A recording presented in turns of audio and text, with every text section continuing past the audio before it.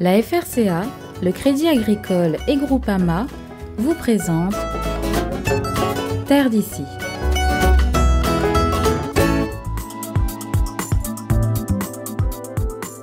C'est un projet original et ambitieux.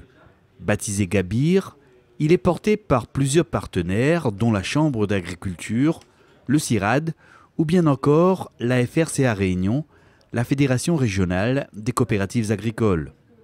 De son acronyme, Gabir vise à une gestion agricole des biomasses à l'échelle de l'île de la Réunion.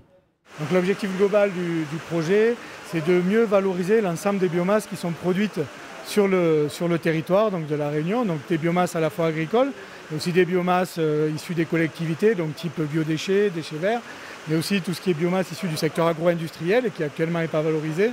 Donc c'est de rechercher comment est-ce qu'on peut mieux arranger les échanges donc, de biomasse entre ces secteurs-là et le secteur agricole pour une valorisation agricole et donc favoriser l'autonomie du secteur agricole en termes de fertilisation minérale mais aussi d'aliments pour les animaux, pourquoi pas. Lors d'un récent comité de pilotage qui s'est tenu à la Saline-les-Bains, les partenaires du projet Gabir ont rappelé les objectifs du programme ainsi que les différentes phases à mettre en œuvre pour le concrétiser. Gabir, un projet d'envergure dont la FRCA est l'un des acteurs privilégiés. Oui, partenaire du projet, pilote de l'action 1 qui a permis la réalisation d'un recensement des gisements de la biomasse et des acteurs de la biomasse, donc aussi bien les producteurs, les consommateurs et les transformations de ces biomasses. On a ensuite centralisé toutes les données récoltées dans une base de données propre au projet sur laquelle après les autres actions qui vont découler vont pouvoir s'appuyer pour continuer leurs actions.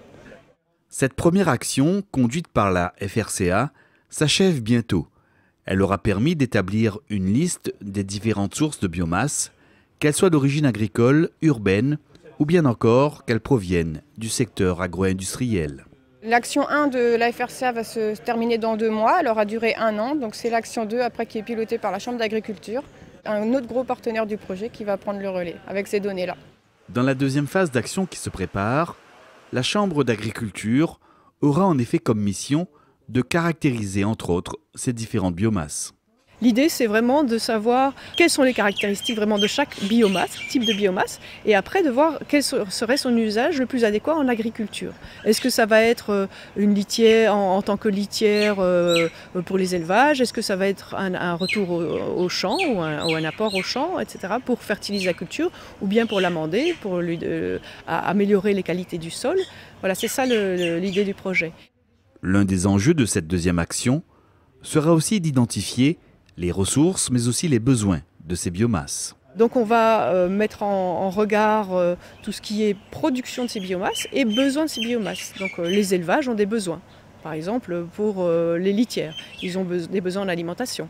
En agriculture, on a tous les besoins, justement, soit fertilisants, donc on va donner à manger à la culture, ou bien alors amendant, on va améliorer les caractéristiques du sol. Pour les coopératives, donc, les solutions qui vont être mises en avant par le projet Gabir d'ici 1 an, 2 ans, qui commencent déjà, il y a déjà des réflexions qui sont mises en place, vont permettre aux coopératives de continuer à installer leurs éleveurs. Parce que ce qu'il faut garder à l'esprit aujourd'hui, c'est que s'il n'y a pas de solution viable présentée par les éleveurs pour la gestion de leurs effluents, il n'y aura pas d'installation possible ou d'agrandissement de leurs exploitations.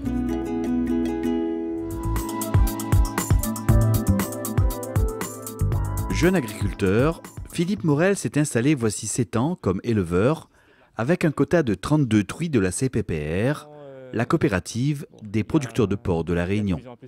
Philippe compte aussi reprendre un jour l'élevage laitier de son père.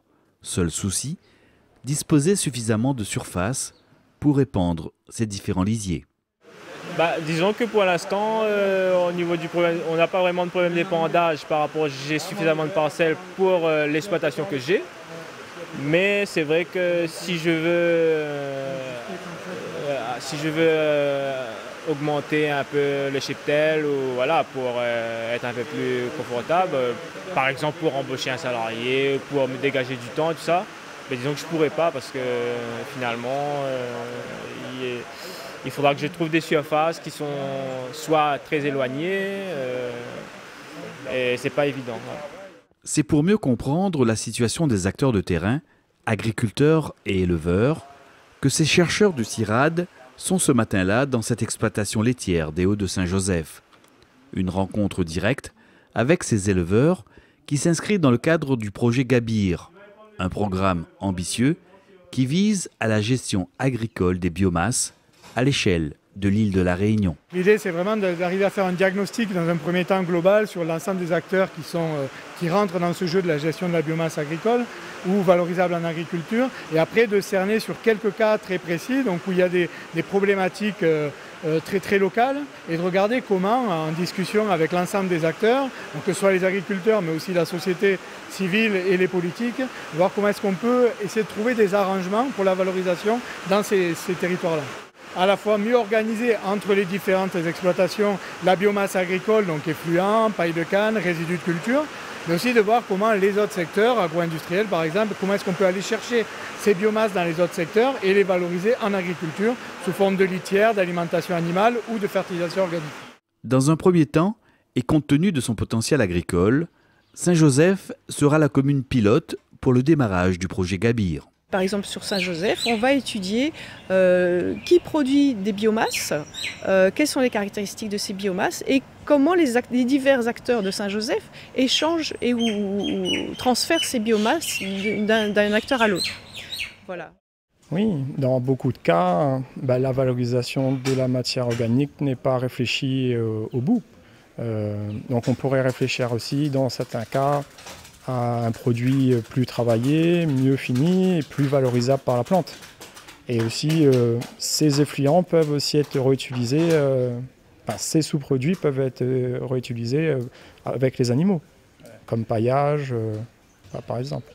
Chercheur au CIRAD, Jonathan Vessière fait le parallèle entre le projet Gabir et un modèle de recyclage de la biomasse qu'il avait développé voilà quelques années avec des éleveurs laitiers à l'échelle de leur exploitation. L'idée, c'était de construire avec eux un outil informatique pour pouvoir simuler avec eux des changements de pratiques et de modifier la ferme en taille, en termes de pratique, d'organisation, et voir ce que ça avait comme conséquence sur les flux de biomasse, les flux de matière dans la ferme, les flux d'azote, et puis aussi tout un ensemble de critères, temps de travail, marge économique de l'exploitation, tout ça. Et donc vraiment, c'est un travail qu'on a fait pendant 3-4 ans avec les agriculteurs pour construire l'outil qui leur convenait, quoi. Il y a deux types de solutions clairement, c'est comment déjà est-ce qu'on met mieux en contact les gens pour mieux échanger, mieux transférer cette biomasse qui serait brute entre les différentes exploitations ou entre les différents acteurs. Et après, il y a des solutions techniques sur la transformation de la biomasse, donc type méthanisation, séparateur de phase, tout un tas de packages techniques qui ne sont pas encore en place, mais qu'on pourrait pourquoi pas mettre en place pour favoriser ces transferts.